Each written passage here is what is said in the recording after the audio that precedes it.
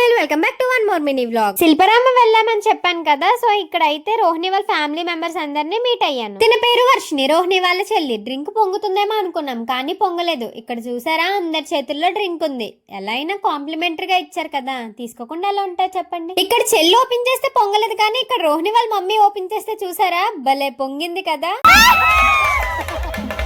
Drink పొంగిందన్న ఆనందం aunty smile తో ఇంకా మా అరుపులతో తెలిసిపోతుంది కదా. ఇంకా ఫుడ్ స్టాల్స్ ఏమేం పెట్టారో చూసేద్దాం రండి. ఫస్ట్ అయితే మట్కి చాయ్, చూడ్డానికి అయితే చాలా బాగుంది, కానీ నైట్ టైం చాయ్ తాగం కాబట్టి స్కిప్ చేసేద్దాం. నెక్స్ట్ స్టాల్ కి వెళ్ళిపోదాం పదండి. నెక్స్ట్ అయితే హాట్ అండ్ స్పైసీ ఫుడ్ అంట. ఈ కూల్ వెదర్ లో హాట్ అండ్ స్పైసీగా తినాల్సిందే, కానీ లాస్ట్ లో టేస్ట్ చేద్దాం. నెక్స్ట్ అయితే ఇవేవో స్నాక్స్ పెట్టారు, కానీ నైట్ టైం స్నాక్స్ తినం కదా, స్కిప్ ఇవి కూడా వద్దు. Wow, natural fruit ice cream అంట.